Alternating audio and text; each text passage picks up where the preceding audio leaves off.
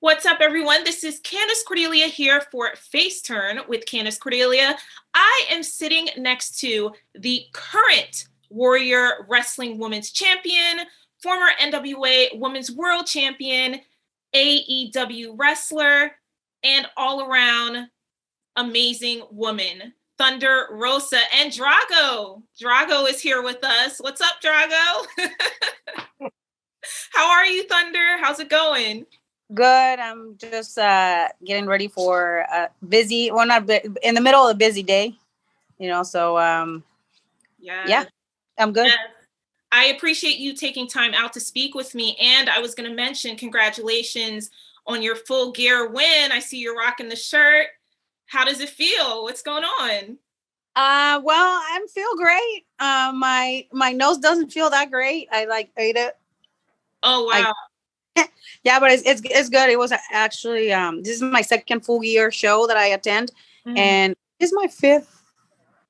I don't know, but it's so good. It's so cool that I'm allowed to be part of the pay-per-view weekend. And it just being the opening match is so important. People don't understand how important it is for us to set the tone for the whole entire show. And I'm really happy that the match went the one that I went and that we got the win. And I love tagging with Sheeta. She's so much fun to wrestle with, against and with. So yeah, it was really cool. It's a really awesome week. Yes, it looked like fun. I had a blast watching you and Sheeta up against Jamie Hayter and Nyla Rose. I enjoyed the match, and I'm sure so many others did as well. But I really want to get into Mission Pro Wrestling because we're here for what I've dubbed Mission Pro Week here at PWI and with FaceTurn. I wanted to put a spotlight on Mission Pro because I personally believe the promotion is really at the forefront of what looks to be a women's wrestling revolution going into the new year. And you are the vanguard of this movement. And I also want to bring up number 5. Got to mention it. Number 5 on PWI Women's 150. I had it ready. So congratulations. You're killing it, Thunder. You've done so much in this year, but especially with Mission Pro. So my first question for you when it comes to your promotion, you are the owner of Mission Pro Wrestling, is what was the defining moment in your life where you thought to yourself, I need to make my own wrestling promotion? When I wasn't getting booked. I wasn't getting booked, and it was honestly, it was a struggle just to make people understand the talent that I could bring to their promotion, and that I deserve an opportunity. And when so many doors were closed in my face for X, Y, and Z, that's when I told Brian and I were kind of maybe we should create our own stuff and really start promoting new talent and see how that goes, right? And that's what we did when we first started our first promotion. And this second one was kind of again, I continue to see so many discrepancies and so many things. And I saw some of the women that were so talented, but they were never booked for, you name it. I'm not going into details. So, but it was definitely the lack of opportunities that were given to me at the moment. And I said, if I'm not given an opportunity, I might as well create my own. And that's why we decided to invest in a women's promotion. How hard was it for you and also your partner, Brian, to really get the ball moving with creating your own promotion? Because I believe it couldn't have been an easy task at the start. No, but you know what? At the moment when we first created our first one, we talked to a lot of the people that we had connections with. And we were like, hey, we're starting this thing. It's a new thing. We would like to be part of it. And if you can help us out, right? It was kind of a kind of grassroots kind of thing. And it was a collective effort. And then the second one, people already knew who we were. We were already established, with the first promotion that we got. And then this one was kind of a given. People were ready to jump in because they knew that whatever we were going to do was going to be good. Who was the first wrestler that you reached out to in order to be a part of Mission Pro? It was probably Holiday. Who's been the first one? She wasn't on this for sure. No. She wasn't on the first show. The first person I ever talked to? Probably Jazz. For the first show in Mission Pro was Jazz. And I know I talked to Holly Dad because she's my right hand. and I told her what was happening. So we were just like started talking to like different people like that have been close to us. Then another person that I contacted with right away was Lacey Ryan, which now is Zoe Sky on NXT, and La Rosa Negra. Like these were two of the ones that I was like, what? Why in the world are you guys not promoted more? And you guys are so talented. Like Zoe Sky was like, you know, she was here in Texas, and I saw her and I wrestled her a couple times. And I was just like, it blew my mind that people were not like knocking on her door more until like she moved to Vegas, and then she like made a name for herself. And for La Rosa Negra, I mean, she's been wrestling for 17 years, and she's a very talented woman. So she was definitely one of those ones that I was like, okay, we're gonna bring you here. We're gonna they can win. Let's do this, you know. So those are the ones that I pretty much contacted first.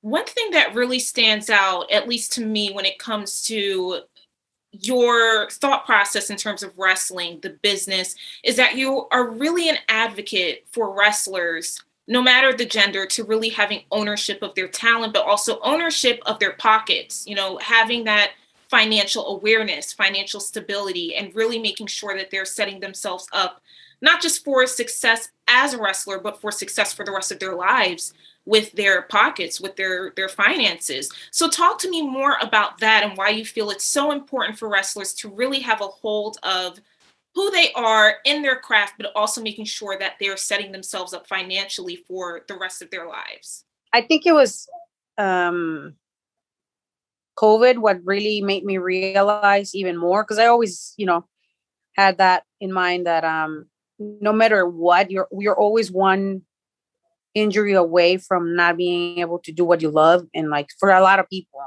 not necessarily me, professional wrestling has been a childhood dream, and this is the only thing they've been wanting to do since they were little kids. So when it's taken away, it really takes everything. Like it takes away their identity, their will to live, everything, right? So for me, how I saw professional wrestling before you decided to quit my 9-to-5 job was, wow, like this is a humongous platform to make not only a name for yourself or your brand, but also to probably make as much money as you possibly can and retire early, right? And then now we're so blessed to have like so many different platforms and where you can make a living that is not necessarily being in the ring, and that's, you just got to smarten people up on what things to do. And for me, that's been like so important, how marketable you are, like owning your own name, like trademarking your name, so people don't take advantage of you. I think in every entertainment platform, I think the artists and everybody that works there, at one point they're being taken advantage of because like of the will and then the drive that you have to become successful. But once you start educating yourself and things that you can do and how you can protect yourself, it is important to talk about it to other people. Some people are going to listen, some people are not going to listen, which is like one of the lessons that I learned trying to speak to some of the new generations of professional wrestlers. I've only been wrestling for 7 years, but I can tell you like the amount of knowledge that I learned, and I'm not talking just about psychology in the ring, how to be a wrestler, but it's like everything else that is so important now in 2021 to become a successful business person, because we are our own businesses. We are independent contractors. It is so important that we take that and we use it for in our advantage. And like I said, to me, giving back by that is educating, teaching men and women about the things that they can do. It's so important because that's what I'm leaving. That's my legacy, is educating. I always wanted to be a teacher. And this is like the time that I'm allowed to become a teacher, become a mentor. And some of the girls like reach out to me, and some guys reach out to me too. Like some young guys. I have one of my students, his name is JP Harlow. That's what he goes. And I am taking him under my wing. He's like part of our family. I call him my adopted son. And he's learning from bottom to top. That's how, you know, when we were on the road with Roland Alexander, we were like taking notes on what to do and what not to do in professional wrestling. And we learned so much just by the time that we spend with that person. And we have applied a lot of the stuff that we learned from there into our own stuff. So hopefully like people don't take me as I'm so full of myself. I'm not. I just want to give back to this business that has given me so much. What do you feel is the number one question that you're constantly asked from anyone that comes to you for advice? That's a good question. How do I get to How do I get to the point that you are? And that's like, that's a really good question. It all depends on. What was that? You need a team. Like for me, like I've been really, really blessed that like I have found positive people that it is uplifting me and they want the best for me. And that's why I've been able to do so much in a short time. And also, just being like the question is like, how do I do it? Is just being relentless. You have to be relentless in this business in order to be successful. Now, getting into Mission Pro and the parameters of it all, I mean, it's been around since 2019, but it's grown in such a very fast amount of time, especially and even in a pandemic, which is a huge accomplishment in and of itself. What's something that you learned as a business owner that you weren't even expecting to learn getting into this endeavor and owning Mission Pro? And there's two things that you can't get rid of, or that will find you. That is death and IRS. So learn how to do your taxes. Definitely that's one of the one things I was like, oh my God, like Jesus, one mistake can cost you so much. That I think the power of community. Mission Pro really is based on community and is based on sponsorships. Is based on fans believing in what we do, and definitely we have they have gone above and beyond to support Mission Pro, and this is a reason why we've been so successful in the last year and a half, and we have been able to become almost like self-sufficient in certain aspects. Like we own our own ring. I was blessed that I was able to, with the money that we have invested, buy a truck and a trailer so we can carry our stuff and we can travel all over the country if necessary. So that was like one of the main things that we always said that we were going to do and we've been doing.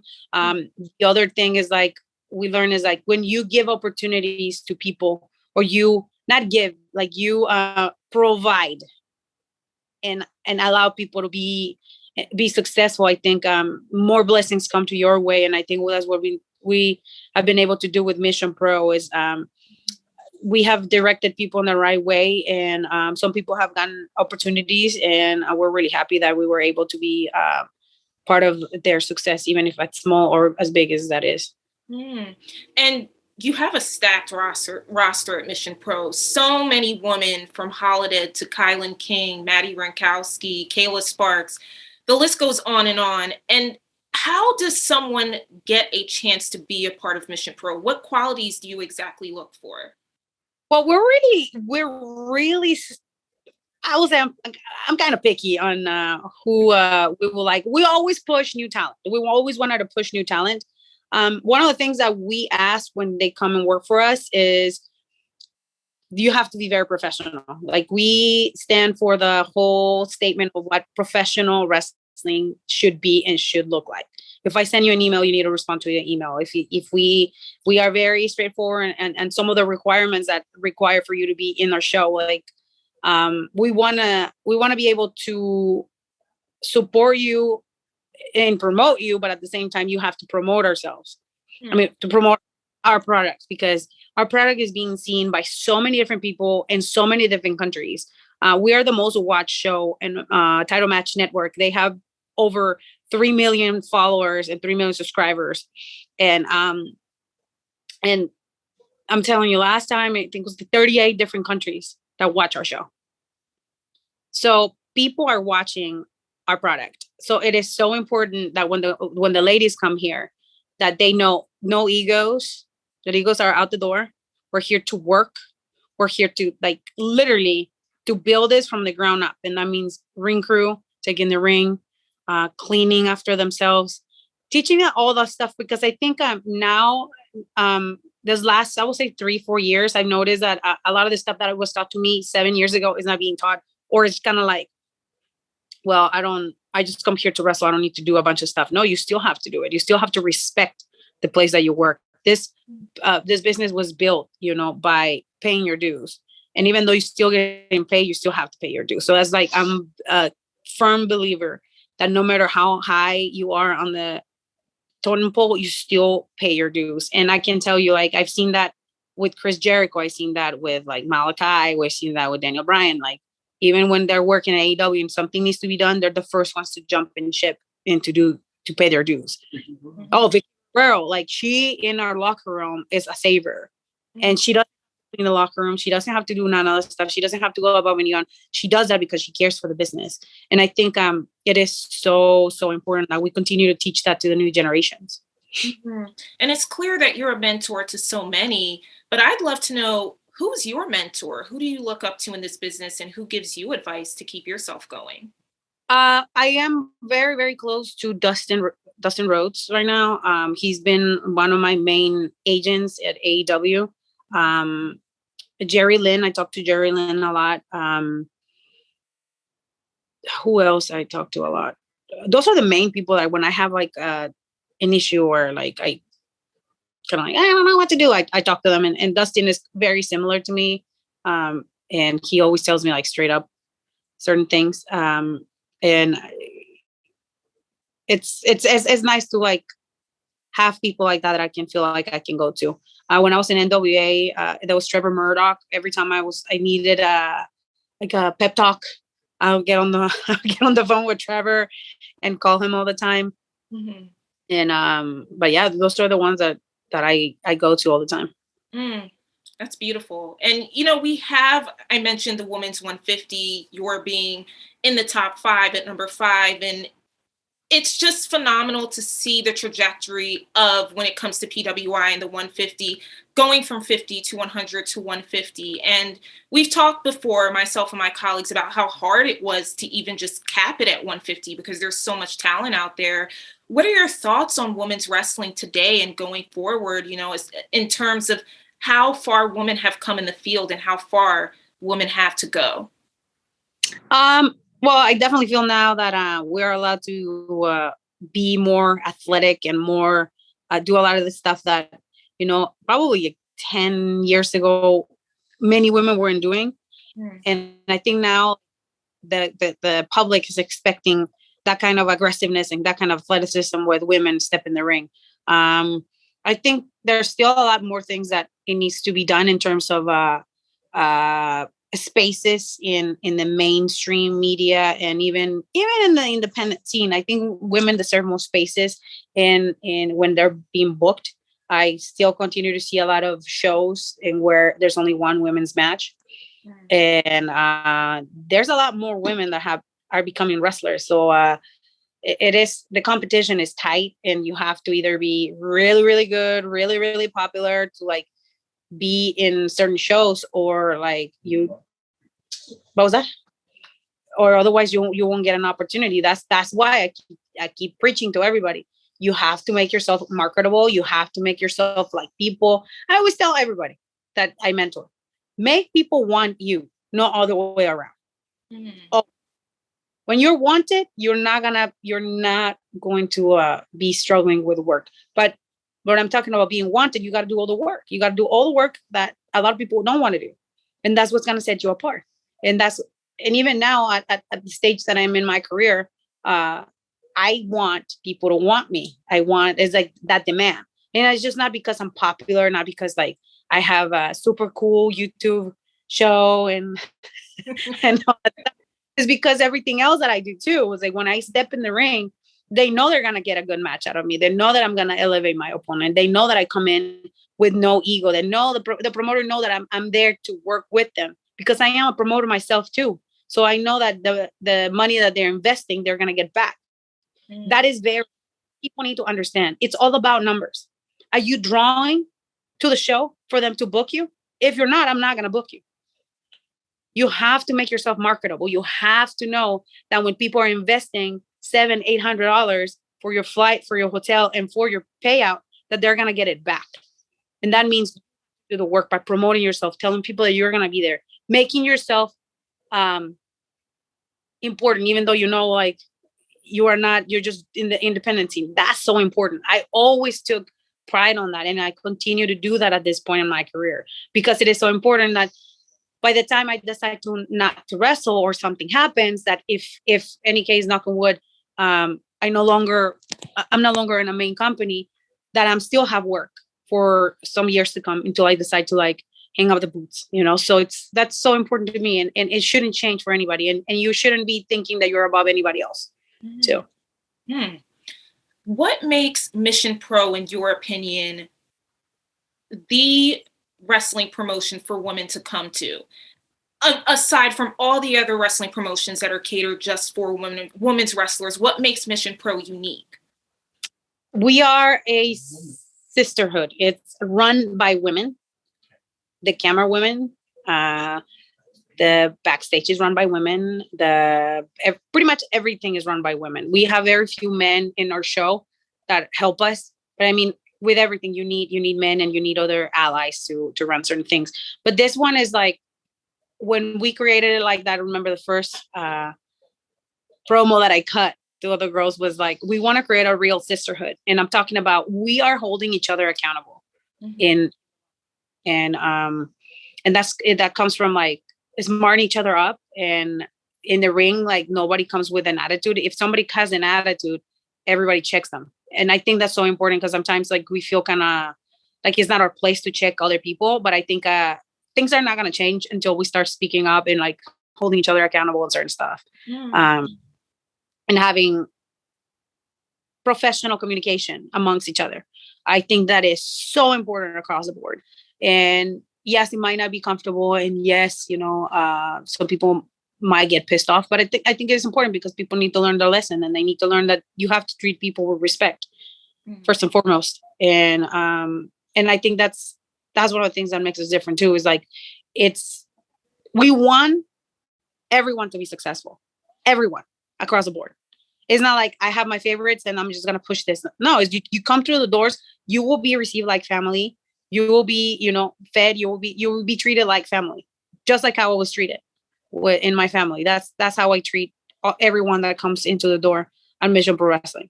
And everybody knows that. And if we have an issue, we address the issue immediately. We don't take weeks. We don't be talking about it with other people. We address the issue right in there. So I think that's good, because when they come into the locker room or the Airbnb, they feel like they belong. It doesn't feel like, oh my God, like that's such and such seat. They feel like they belong. And that's the most important part for anybody to be successful, is that they feel like they believe in you and that you belong. That's really lovely. I love hearing stuff like that. It's really important, especially in this business. And speaking of sisterhood, I have to bring up what a lot of fans are noticing when it comes to All Elite Wrestling. You seem to be getting buddy with Tay Conti and Anna Jay. I personally am loving this, because it came out of left field. I didn't know it was happening, and a lot of fans probably didn't expect it to happen either, but we're loving it. So talk to me about this new, I don't know if it's a faction, you guys got a trios going on, but you're helping each other out. So what's that like, and what's that been about? I honestly didn't even know I was going to have a match like that. I mean, I know I did a run-in, and they're like, oh, you guys are going to have a 3-on-3. And I was like, oh, that's cool. Because like Tay and I, we've been friends for a minute now. And it's just like really funny, because it's just everything kind of like came at around the same time. So I love working with them. I mean, Anna Jay is really new, and she's like a sponge. She's always like absorbing everything, and she wants to learn a lot more. Tay is a rising star, and she comes from a completely different background than I come from. She comes from NXT, and now she's in AEW, and I'm like the independent roadie warrior, Thunder Rosa, who was like, I made a name for myself, and we all meshed really, really well. Like, we get along really, really well. And honestly, it just happened that I have pink gear made for October for Breast Awareness Month, but I had a concussion, so I was never able to use it. And they have their pink gear, so I put my pink gear, so it was like the Power Rangers right there, the pink out there. So it was really, really cool. And like I said, our chemistry, it's natural. It's not like forced or anything. So you guys can see that, of course. Absolutely. And we love it. At least I do. I can't wait to see what happens next. We were kind of wondering for Full Gear, where where is Thunder Rosa with the whole match? What happened? Y'all were just missing in action, but it's all good. It's really good. And we can't wait to see what happens next. And speaking of what happens next, we have this December 11th show with Mission Pro, the last Mission Pro show for the year. So I'm hoping, or at least wondering, if it's going to be a big one. I assume it is. I assume there's going to be a lot of people coming out to see everyone in action. Talk to us about the formulation of that show, what we can expect without spoiling it, perhaps, and anything else. Well, I can only tell you that I will be tagging with my son in December 11th against JP Harlow. Mm-hmm. And Miss Du Bois. So I'm like really excited. I haven't tagged with my son. This will be probably his third match ever. So he's a little nervous. Oh. And that's something, again, is very different than any other tag teams that you see. You don't really see a mother and a son tagging together. Right. So this is going to be really, really fun. It's all for Salvation Army, and we're raising funds for the Salvation Army and the programs for Christmas. And we are beyond excited, again, because this is our last show. It's going to be probably respecting, I'm sorry. So sorry. Bless you. We're expecting about 250 to 350 people in the Boys and Girls Club. And it's going to be a lot of fun. We have great matches set up for this. And I can't tell you, like, I love performing in my hometown. And this is going to be I don't even know when was the last time I performed in San Antonio. So we're expecting a lot of people. And I'm really blessed that I will be, like I said, on the side with my son, again, teaching him the ropes of how to be a professional wrestler. So hopefully he chooses to be a wrestler. If he doesn't, at least he's having fun right now that he's young. But yeah, it's we're very proud of all the work that we've done for the whole entire year and a half that we've been running. It's been magical, and we cannot wait for 2022 because we're going to be beyond BC with Mission Pro Wrestling. I am so taken aback at the fact that you are training with your son.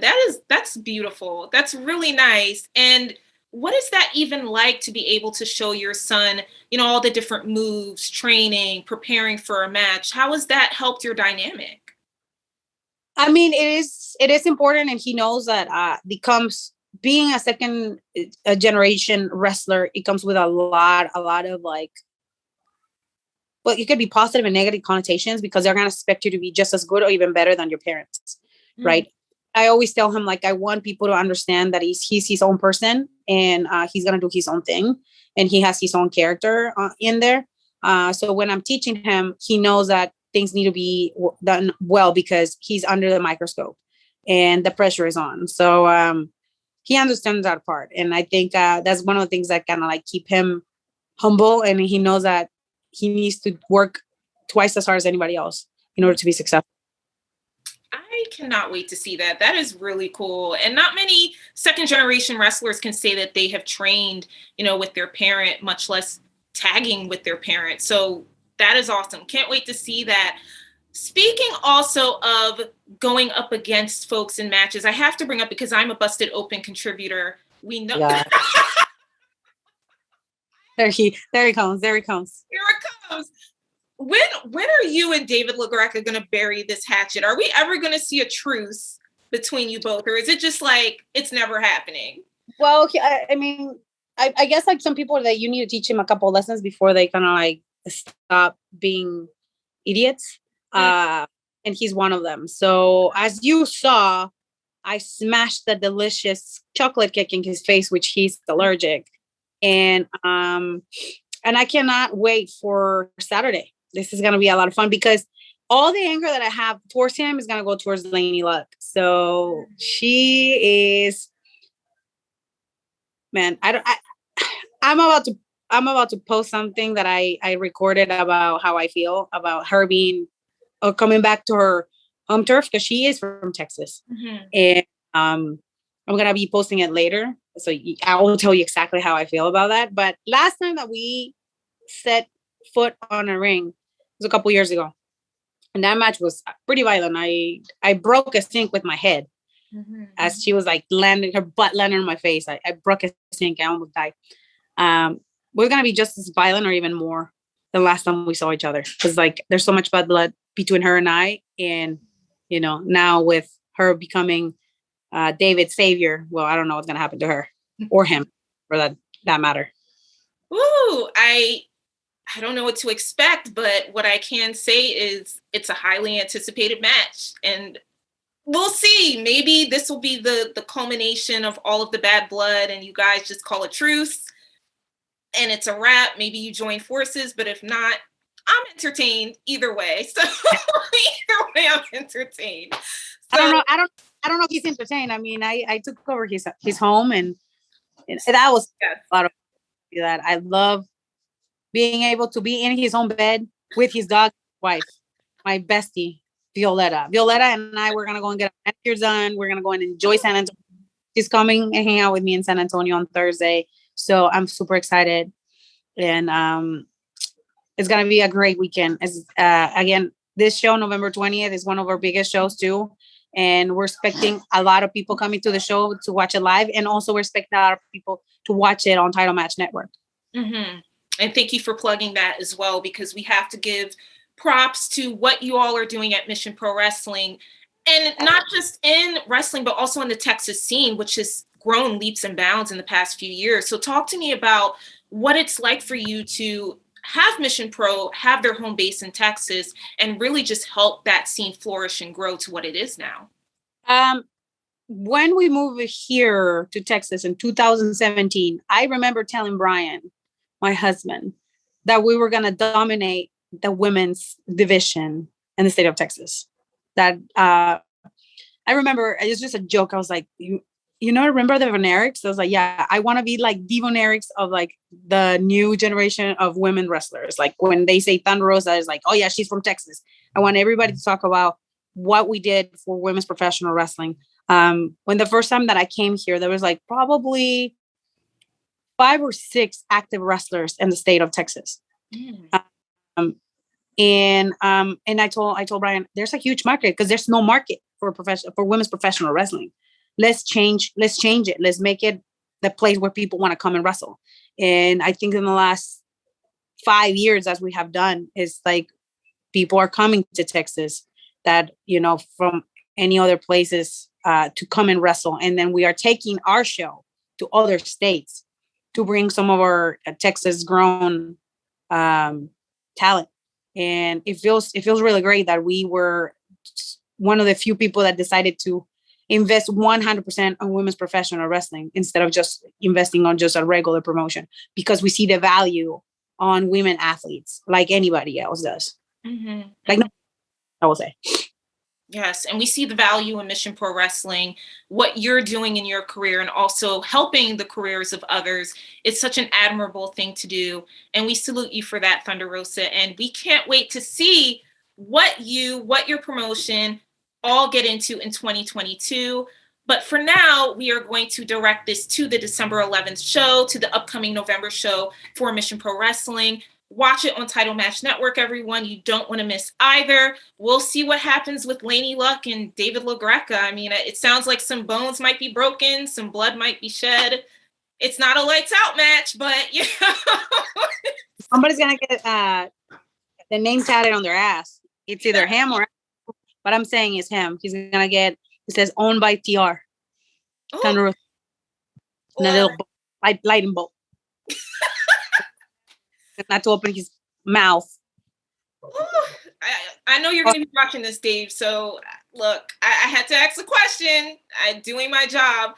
But thank you so much, Thunder Rosa. This has been a pleasure to finally meet you, to have you on the PWI platform. Congratulations for everything. Got to plug this again. Number 5 on the PWI Women's 150. Make sure you pick up your copy. Make sure you watch everything that Thunder Rosa is in, from All Elite Wrestling to Mission Pro Wrestling and beyond. And check out everything. Buy her merch. Support. There's charities happening. We love to see it.